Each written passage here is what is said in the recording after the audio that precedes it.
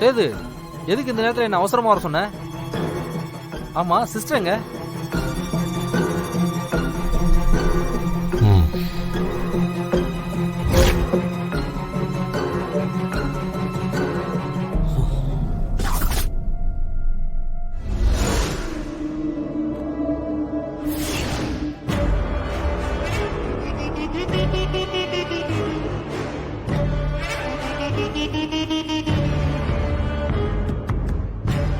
டேய், சிஸ்டருக்கு என்னடா ஆச்சு?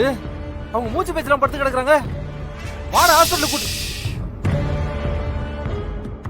அவ எனக்கு தடையா இருந்தா, அதனால தான் நான் அவளை கொன்னேன். அட பாவி, எதுக்குடா இப்படி பண்ண? சிஸ்டர் கையில எவ்வளவு நாள் சாப்பிட்டுருக்கேன் தெரியுமா? டேய், என்ன பார்க்கும் போதெல்லாம் அண்ணன் பாசமா கூப்பிடுமேடா. டேய், உன்னதாடா கேக்குறேன், எதுக்குடா இப்படி பண்ண? டேய், சந்திராவை முதல்ல பார்த்தப்போ அவளை பிடிச்சிருந்தது. அப்புறம் கொஞ்ச நாள் போக போக இவளை விட இவ தங்கச்சி இருக்காள, தங்கச்சி துளசி, அவளை ரொம்ப பிடிச்சு போச்சு. ரொம்ப பிடிச்சதுனால அவளை நான் காதலிக்க ஆரம்பிச்சிட்டேன். என் காதலை மறைக்க கூடாதுன்னு நினைச்சு உன்னோட சேர்த்து நான் உன் தங்கச்சியையும் கல்யாணம் பண்ணிக்கிறேன். உனக்கு துணைக்கு துணையும் ஆச்சு, அக்காவும் தங்கச்சியும் ஆயுசுக்கும் பிரியாம நாமெல்லாம் ஒன்னா இருக்கலான்னு நான் சொன்னேன். அவகிட்ட கேட்டாளா? அவ கேட்டாளான்னு கேளு. ஒருத்தருக்கு ஒருத்தர் எதுக்கு தொந்தரவா இருக்கணும்? அதான் அனுப்பி வச்சிட்டேன். தூக்கல தொங்கிட்டாடாங்கிற.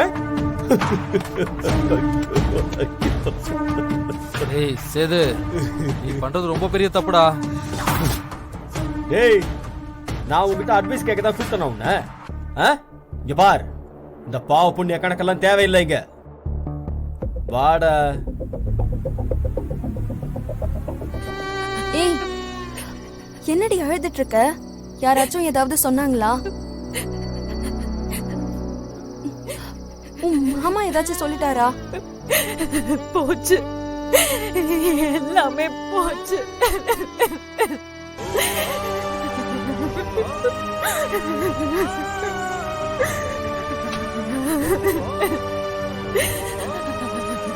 ஏய், என்னடி ஆச்சு? எங்க அக்கா தற்கொலையே பண்ணிக்கலடி. அந்த படுபாவி தான் எங்க அக்காவை கொலை பண்ணிருக்கான். என்னடி சொல்ற? அன்னைக்கு என்னமோ நல்ல மாதிரி அப்படி கதறி கதறி அழுதா. அது சரி, உனக்கு எப்படி தெரியும்?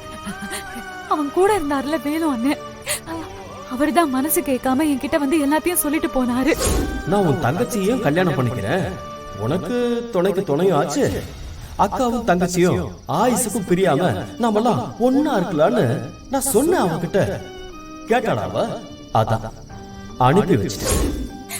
இதோ இந்த போட்டோல அந்த படுபாவி என்ன பண்ணி வச்சிருக்கான் நீயே பாரு.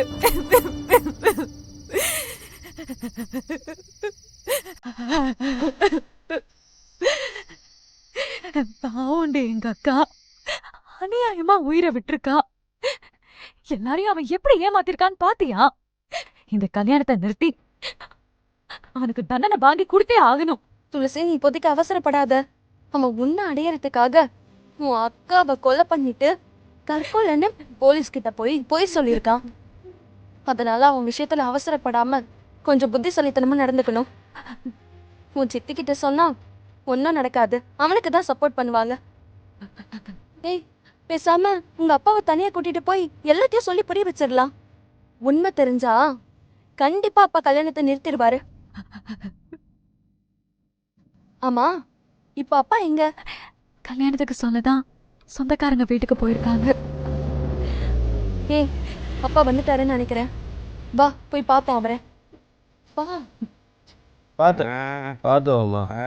ஐயோ, என்னங்க என்னங்க ஆச்சு? இன்னும் 2 நாள்ல கல்யாணத்தை வச்சுட்டு இப்படி பொறுப்பு இல்லாம குடிச்சிட்டு வந்திருக்கீங்க. மனசு கேட்கல. என்ன மனசு கேட்கல? அதான் எல்லாம் நல்லபடியா தானே போயிட்டு இருக்கு. அப்புறம் என்ன?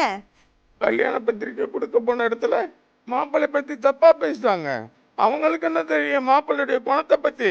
மாமா, ஊருக்காரங்களை விடுங்க மாமா. நீங்க அத்தை துளசி நீங்க எல்லாம் என்ன நம்புறீங்கல்ல, அது போதும் மாமா. துளசி, நீ மாமா நம்புறல? டேய் நடிக்கிறியா? துளசி நீதானடா என் அக்காவை கொலை பண்ண?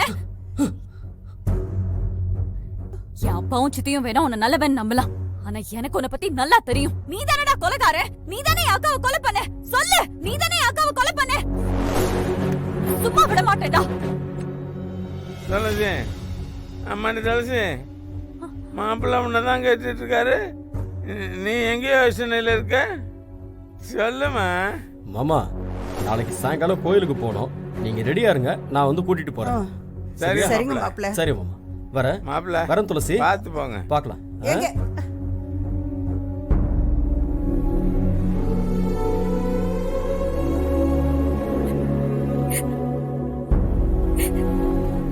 அப்பாவும் சித்தியும் அவன் மேல எவ்வளவு நம்பிக்கையா இருக்காங்கன்னு பார்த்தல. நாம எதை சொன்னாலும் அவங்க காது கொடுத்து கேக்குற நிலைமையிலேயே இல்ல. ஆமா, நான் கூட உங்க அப்பா மேல கொஞ்சம் நம்பிக்கை வச்சிருந்தேன். ஆனா அவர் பேசுறதெல்லாம் பார்த்தா அவர்கிட்ட சொல்லி ஒரு பிரயோஜனமும் இல்லைன்னு தோணுது. பேசாம போலீஸ் ஸ்டேஷன்ல கம்ப்ளைண்ட் பண்ணிடலாமா? அதுவும் ஒரு நல்ல ஐடியா தான். ஆனா அதனால உனக்கு ஏதாவது பிரச்சனை வந்துருச்சுன்னா? இதை விடவாடி பெரிய பிரச்சனை வந்துற போகுது. இதை எப்படி ஆச்சு யாருக்கும் தெரியாம போலீஸ் ஸ்டேஷன்ல போய் எப்படியாவது கம்ப்ளைண்ட் பண்ணிடணும். அந்த ராஸ்கலை உள்ள தூக்கி போட்டாதான் என் அக்காவோட ஆத்மா சாந்தி அடையும். சரி, நான் போயிட்டு காலையில சீக்கிரமா வந்துடுறேன். ஏய் வேண்டாம், நீ இங்கே இரு.